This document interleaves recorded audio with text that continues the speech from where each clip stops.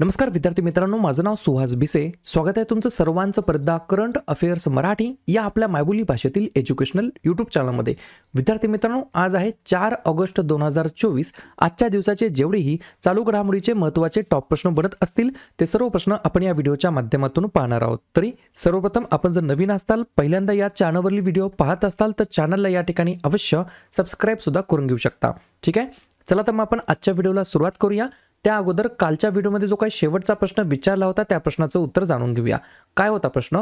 यूपीएससीचे नवीन अध्यक्ष चेअरमॅन म्हणून कोणाची नियुक्ती करण्यात आलेली आहे? तर बऱ्याच विद्यार्थी मित्रांनी अगदी योग्य उत्तर टाईप करून सांगितलं आहे. पर्याय क्रमांक ए, प्रीती सुदान असं त्यांचं नाव आहे. त्यांना या ठिकाणी यूपीएससीचे नवीन अध्यक्ष चेअरमॅन म्हणून त्यांची नियुक्ती केलेली आहे. प्रश्न महत्त्वाचा आहे, 2-3 स्टार मार्क करून ठेवा. 100% हा प्रश्न परीक्षेमध्ये बघायला भेटणार आहे. आता पाहूया विद्यार्थी मित्रांनो, प्रश्न क्रमांक पहिला. टोटल संपूर्ण व्हिडिओमध्ये 12 प्रश्न असतील. सुरुवातीपासून शेवटपर्यंत व्हिडिओ पाहण्याचा प्रयत्न करा. या ठिकाणी व्हिडिओला आज आपण या ठिकाणी एम ठेवूया 3000 कमीत कमी लाईक येण्याचं. प्रश्न क्रमांक पहिला काय आहे? कोणत्या देशाने 2 ऑगस्ट ते 7 ऑगस्ट 2024 या काळादरम्यान आंतरराष्ट्रीय कृषी अर्थतज्ञांची परिषद आयोजित केलेली आहे? प्रश्न क्रमांक पहिल्याचं योग्य उत्तर आहे पर्याय क्रमांक डी, आपला प्यारा भारत देश. तर या ठिकाणी भारताने 2 ते 7 ऑगस्ट दरम्यान आंतरराष्ट्रीय कृषी अर्थतज्ञांची परिषद आयोजित केलेली आहे. 2 प्रश्न अजून विचारले जाऊ शकतात. प्रश्न क्रमांक पहिला, जर तुम्हाला असं विचारलं ही जी काही कृषी अर्थशास्त्रज्ञांची आंतरराष्ट्रीय परिषद आहे याची कितवी आवृत्ती आयोजित केली आहे? तर 32व्या क्रमांकाची. आणि जर तुम्हाला असं विचारलं ही जी काही परिषद होत असते ती दर किती वर्षांनी होत असते? तर दर 3 वर्षांनी ही आयोजित केली जात असते. तर पर्याय क्रमांक डी, भारताने ही आयोजित केलेली आहे. पहिलाच प्रश्न हा या ठिकाणी महत्त्वाच्या परिषदेबद्दल आहे. तर लगेच काय करूया आपण, 2024 मधील जेवढ्याही महत्त्वाच्या या ठिकाणी आत्तापर्यंत लेटेस्ट परिषदा झालेल्या आहेत किंवा ऑर्गनाईज करण्यात आलेल्या आहेत वेगवेगळ्या देशाच्या मार्फत, त्याच्यावरती एकदा आपण रिव्हिजन टाकूया. लिहून घ्या. 46वी अंटार्क्टिक करार सल्लागार बैठक भारतामध्ये झाली. जागतिक हायड्रोजन शिखर परिषद 2024 नेदरलँड. 10वी जागतिक जलमंच या ठिकाणी भरवण्यात आला बालीमध्ये. AI for good global summit 2024 Switzerland. Bio international convention 2024 America. 112वी आंतरराष्ट्रीय कामगार परिषद स्वित्झर्लंड. पहिली international dairy federation Asia Pacific शिखर परिषद कोचीमध्ये. 22वी भारत रशिया वार्षिक शिखर परिषद मॉस्कोमध्ये. नाटोची शिखर परिषद 2024 मध्ये झाली अमेरिकामध्ये. पहिल्या जागतिक ऑडिओ व्हिज्युअल आणि मनोरंजन शिखर परिषद आयोजित करण्यात आली गोव्यामध्ये. आणि जागतिक शिक्षण शिखर परिषद 2024 दुबईमध्ये आयोजित करण्यात आली होती. पाहूया पुढचा प्रश्न. प्रश्न क्रमांक दुसरा महत्त्वाचा प्रश्न आहे. अलीकडेच टिंबटिंबमधील सदो, सोने आणि चांदीच्या खाणी युनेस्कोच्या जागतिक वारसा यादीच्या भाग या ठिकाणी बनलेले आहेत किंवा समाविष्ट करण्यात आलेले आहेत. पर्याय क्रमांक बी, जपान हे या प्रश्नाचं योग्य उत्तर असणार आहे. तर जपानमधील या ठिकाणी सदो सोने आणि चांदीच्या खाणी युनेस्कोच्या जागतिक वारसा यादीचा या ठिकाणी भाग बनलेले आहेत. ठीक आहे, जागतिक वारसाबद्दल बोलण्यात आलं. तर या ठिकाणी भारताच्या दृष्टिकोनाने अत्यंत महत्त्वाचे प्रश्न आहेत. तुम्हाला याच स्लाइडमधील 1 ते 2 मार्काचा प्रश्न बघायला भेटणार आहे. लिहून घ्या.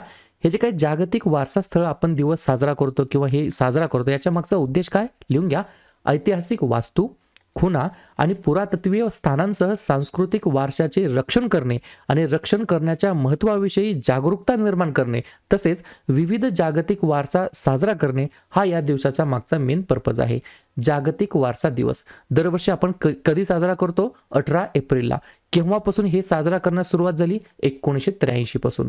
जर तुम्हाला असं विचारलं जगभरामध्ये एकूण किती जागतिक वारसा स्थळे आहेत? तर टोटल आहेत 1200. त्याच्यापैकी सर्वाधिक जागतिक वारसा स्थळे कुठे आहेत? तर या ठिकाणी इटलीमध्ये आहेत, 59 आहेत. त्यानंतर 2 नंबरला आहे चीन, त्याच्यामध्ये या ठिकाणी 57 जागतिक वारसा स्थळे आहेत. त्यानंतर 3 नंबरला 2 देश आहेत, फ्रान्स आणि जर्मनी, प्रत्येकी 52 या ठिकाणी जागतिक वारसा स्थळे आहेत. आपला प्यारा भारत देश या ठिकाणी 6व्या क्रमांकावरती आहे.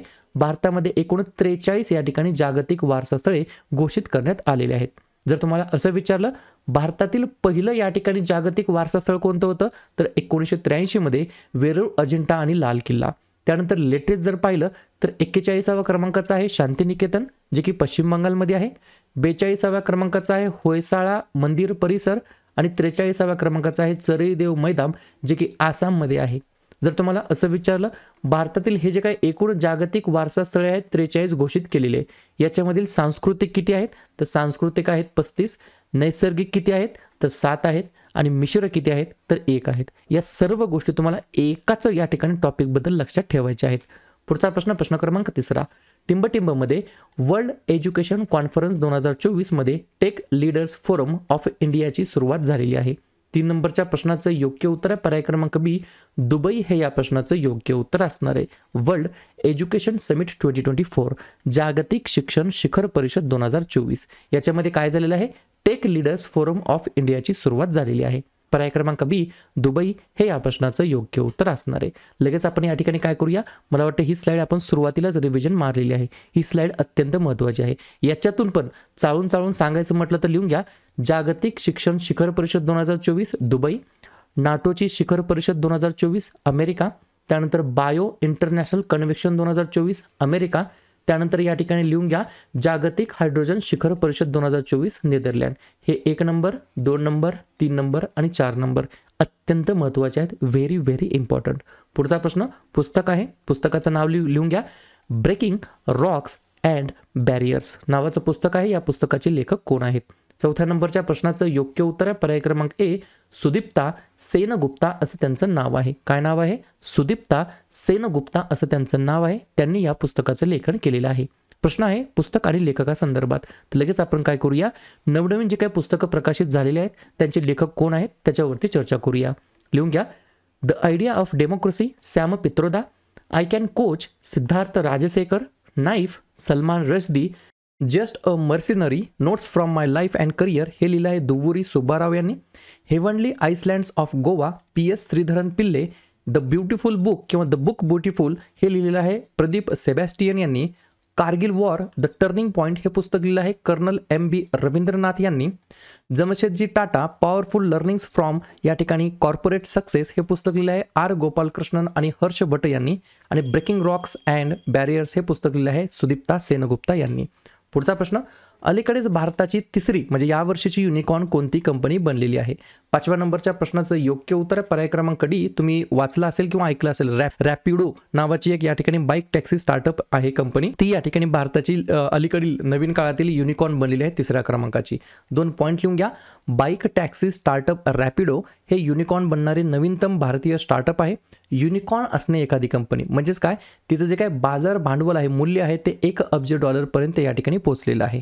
अजून एक पॉईंट लिहून घ्या, नियामक फायलिंगनुसार 8 वर्षीय फर्मने वेस्ट ब्रिज कॅपिटलच्या नेतृत्वाखालील नवीन निधी फेरीमध्ये $120 दशलक्ष या ठिकाणी जमा केलेले आहेत. रॅपिडो असं त्या युनिकॉर्नचं नाव आहे. पुढचा प्रश्न, कोणत्या भारतातील पहिला नाईट स्ट्रीट रेसिंग इव्हेंट होणार आहे. म्हणजेच भारतामध्ये कोणत्या शहरामध्ये भारतातील पहिला night street racing event organise होणार आहे. तर पर्याय क्रमांक सी फॉर चेन्नई हे या प्रश्नाचं योग्य उत्तर असणार आहे. लगेच काय करूया मग, प्रथम ज्या काही घटना आहेत त्याच्यावरती रिव्हिजन मारूया. लिहून घ्या, भारताची UPI सेवा स्वीकारणारा पहिला युरोपीय देश ठरला आहे फ्रान्स. भारतातील पहिला नदीखालील मेट्रो बोगदा ओपन झालेला आहे कोलकातामध्ये.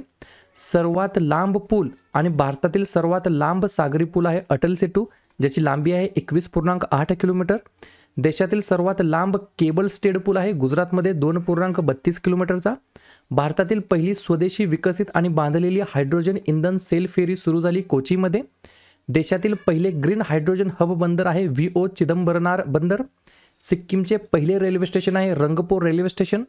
भारतातील पहिले AI शिक्षक आयरिस हे या ठिकाणी सुरू करण्यात आलं किंवा लॉन्च करण्यात आले केरळमध्ये. भारतातील पहिली वैद्यकीय संस्थात्मक संग्रहालय ओपन झालं चंदीगडमध्ये. देशातील पहिले अनाथ वकील बनलेले आहेत आपले अश्विन आगवने सर. आणि भारतातील पहिला night street racing event organise होणार आहे चेन्नई या शहराच्या अंतर्गत. पुढचा प्रश्न, आशियातील पहिले लो कार्बन झिंक इकोझेन कोणत्या कंपनीने लॉन्च केलेलं आहे. तर पर्याय क्रमांक बी, हिंदुस्तान झिंक असं त्यांचं नाव आहे. सोपी ट्रिक लक्षात घ्या, हिंदुस्तान झिंक म्हणजे लो कार्बन झिंक आणि हे आशियातील पहिले लो कार्बन झिंक आहे. इकोझेन हे या कंपनीने लॉन्च केलेलं आहे. 2 पॉईंट लिहून घ्या, इकोझेनचा कार्बन फुटप्रिंट जागतिक सरासरीपेक्षा 75% कमी आहे, ज्यामुळे स्टील गॅल्वनाइज्ड प्रति टन कार्बन उत्सर्जन 400 किलोपर्यंत कमी होण्यासाठी मदत होणार आहे. दुसरा पॉईंट, हिंदुस्थान जिंकणे 2050 पर्यंत नेट झिरोच्या वचनबद्धतेसह 2030 पर्यंत कार्बन उत्सर्जन 50% कमी करण्याचे एम ठेवलेले आहे, उद्दिष्ट ठेवलेले आहे। मला माहिती आहे काही विद्यार्थ्यांना बोर होत असेल की सर काय शिकवत आहेत, सर कसे शिकवत आहेत, हे प्रश्न येतील का नाही, परंतु मी तुम्हाला अजून एक या ठिकाणी गोष्ट पूर्णपणे या ठिकाणी सावधगिरीने सांगतो किंवा आत्मविश्वासाने सांगतो। एकदा एक गोष्ट तुम्ही हातात घेतली ना, जसं की कदाचित काही विद्यार्थी नवीन असतील, बरोबर की तुमचा माझा परिचय नवीन असेल, तर स्वाभाविक कोणालाही वाटणार की सर कसे शिकवत आहेत, बरोबर की किंवा सरांचे प्रश्न येतील का नाही, असं कधी कधी गैरसमज होतो। मी फक्त तुम्हाला एकच गोष्ट सांगेल, कोणत्याही शिक्षकाला फॉलो करा ज्या शिक्षकाचं तुम्हाला समजतं, परंतु जेव्हा त्या शिक्षकाला तुम्ही फॉलो करता एक वही पेन घ्यायची आणि कन्सिस्टंटली 1 महिना, 1.5 महिने, 2.25 महिने, 2 महिने फॉलो करायचं, जेणेकरून तुम्हाला लक्षात येईल की तुमचा या ठिकाणी कॉन्फिडन्स वाढला आहे की नाही। क्लिअर? 8व्या नंबरचा प्रश्न लिहून घ्या। कोणत्या मंत्रालयाने अलीकडेच पर्यावरणीय शाश्वततेला चालना देण्यासाठी आयडिया फॉर लाईफ नावाचा इनिशिएटिव्ह उपक्रम सुरू केलेला आहे? पर्याय क्रमांक ए पर्यावरण, वन आणि हवामान बदल मंत्रालय असं त्यांचं नाव आहे। मला लगेच कमेंट करून सांगा हे जे काय पर्यावरण, वन आणि हवामान बदल मंत्रालय आहे याचे मंत्री कोण आहेत? तोपर्यंत 2 पॉईंट लिहून घ्या। आयडिया फॉर लाईफ पोर्टल पाणी वाचवणे आणि कचरा कमी करणे यासारख्या थीमवरती कल्पना गोळा करणार आहे। पर्यावरणीय शाश्वततेसाठी जागतिक चळवळीला चालना देणे हा या इनिशिएटिव्हचा मागचा मेन पर्पज आहे। पुढचा प्रश्न, प्रदूषणाचा सामना करण्यासाठी कोणत्या राज्याने किंवा केंद्रशासित प्रदेशाने रिअल टाइम सोर्स अपॉर्चमेंट सुपरसाइट सुरू केलेला आहे? तर पर्याय क्रमांक डी नवी दिल्ली हे या प्रश्नाचं योग्य उत्तर असणार आहे। 2 पॉईंट लिहून घ्या। ही सुपरसाइट प्रति तास प्रदूषणाच्या स्रोतांचा तपशील तसेच पुढील 3 दिवसांचा अंदाज शेअर या ठिकाणी करणार आहे। मोबाईल व्हॅन विशिष्ट ठिकाणी जाईल आणि गोळा केलेल्या डेटाचे सुपरसाइटवरती विश्लेषण केले जाणार आहे याच्या मार्फत। पुढचा प्रश्न, भारताने कोणत्या देशासोबत initiative on critical and emerging technologies सुरू केलेला आहे? पर्याय क्रमांक सी अमेरिका, USA हे या प्रश्नाचं योग्य उत्तर असणार आहे। तर भारताने USA सोबत initiative on critical and emerging technology सुरू केलेला आहे। 1 पॉईंट लिहून घ्या। सरकार, व्यवसाय आणि शैक्षणिक संस्था यांच्यातील धोरणात्मक तंत्रज्ञान भागीदारी आणि संरक्षण औद्योगिक सहकार्याचा विस्तार करण्यासाठी हा इनिशिएटिव्ह या ठिकाणी सुरू केलेला आहे सरकारने। पुढचा प्रश्न, 328व्या रशियन नेव्ही डे सेलिब्रेशनमध्ये सहभागी होण्यासाठी भारतीय नौदलाचे फ्रंटलाईन फ्रिगेट टिंबटिंब सेंट पीटर्सबर्ग या ठिकाणी पोहोचलेले आहे। 11व्या नंबरच्या प्रश्नाचं योग्य उत्तर आहे पर्याय क्रमांक बी INS तबार असं त्याचं नाव आहे किंवा INS तबर असं त्याचं नाव आहे। 2 पॉईंट लिहून घ्या। सेंट पीटर्सबर्ग येथे होणाऱ्या नौदल परेडमध्ये विविध वर्गांची सुमारे 200 जहाजे आणि नौका सहभागी आहेत। INS तबर हे रशियामध्ये भारतीय नौदलासाठी तयार केलेले स्टेल्थ फ्रिगेट आहे। या गोष्टी तुम्हाला लक्षात ठेवायच्या आहेत। शेवटचा प्रश्न, IMF म्हणजेच इंटरनॅशनल मॉनिटरी फंड यांनी आर्थिक वर्ष 2024-25 मध्ये भारताच्या आर्थिक विकासाचा जो काही अंदाज आहे तो किती टक्के वाढवलेला आहे, म्हणजे वाढून किती टक्के केलेला आहे? तर पर्याय क्रमांक ए 7% केलेला आहे। तो अगोदर किती होता? तर तो अगोदर 6.8% होता। ही गोष्ट तुम्हाला लक्षात ठेवायची आहे। सर्व गोष्टी समजल्या? तर अशा प्रकारे विद्यार्थी मित्रांनो हे होतात 12 प्रश्न। उपक्रम कंटेंट हा जो काही प्रयत्न आम्ही सुरू केला आहे मराठी भाषेमध्ये हा कसा वाटतो अवश्य कमेंट करत चला। आणि या ठिकाणी तुमच्यासाठीचा आजचा खास प्रश्न, मुख्यमंत्री अन्नपूर्णा योजना कोणत्या राज्यामध्ये सुरू करण्यात आलेली योजना आहे? तमिळनाडू, महाराष्ट्र, राजस्थान की गुजरात? तर ज्या पण विद्यार्थ्यांनी या प्रश्नाचं योग्य उत्तर येत असेल त्या प्रश्नाचं उत्तर तुम्ही कमेंट बॉक्समध्ये टाईप करण्याचा प्रयत्न करा। या प्रश्नाचं उत्तर चुकू द्या, बरोबर येऊ द्या, काहीच हरकत नाही। ट्राय करणं, प्रयत्न करणं सर्वात जास्त महत्त्वाचं आहे। आणि दुसऱ्या दिवशी येऊन आपण दिलेल्या प्रश्नाचं उत्तर हे बरोबर आले की चुकलं हे दुसऱ्या दिवशी येऊन नेहमी चेक करणं, अभ्यासामध्ये कन्सिस्टन्सी मेंटेन करणं हे सगळ्यात जास्त महत्त्वाचं ठरणार आहे। लगेच आपण काय करूया, ऑगस्ट महिन्यातील जेवढेही महत्त्वाचे दिवस आहेत त्याच्यावरती आपण चर्चा करूया। लिहून घ्या। 1 ऑगस्ट भरपूर महत्त्वाचे दिवस आहेत। राष्ट्रीय पर्वतारोहण दिवस, लोकमान्य टिळक पुण्यतिथी, अण्णाभाऊ साठे जयंती, वर्ल्ड वाईड वेब डे आणि जागतिक फुफ्फुसाचा कर्करोग दिवस। 1 ऑगस्ट ते 7 ऑगस्ट दरम्यान जागतिक स्तनपान सप्ताह। 6 ऑगस्ट हिरोशिमा दिवस। 7 ऑगस्ट राष्ट्रीय हातमाग दिवस आणि भालाफेक दिवस। 8 ऑगस्ट भारत छोडो आंदोलन दिवस। 9 ऑगस्ट जागतिक आदिवासी दिवस आणि नागासाकी दिवस। 10 ऑगस्ट जागतिक सिंह दिवस आणि जागतिक जैव इंधन दिवस। 12 ऑगस्ट आंतरराष्ट्रीय युवा दिवस आणि जागतिक हत्ती दिवस। 13 ऑगस्ट जागतिक अवयवदान दिवस। 15 ऑगस्ट 2024ला आपण 78वा स्वातंत्र्य दिवस साजरा करीत आहोत आपल्या प्यारा भारताचा. 19 ऑगस्ट जागतिक छायाचित्रण दिवस आणि जागतिक मानवतावादी दिवस. 20 ऑगस्ट भारतीय अक्षय ऊर्जा दिवस. 26 ऑगस्ट महिला समानता दिवस आणि 29 ऑगस्ट राष्ट्रीय क्रीडा दिवस. क्लिअर.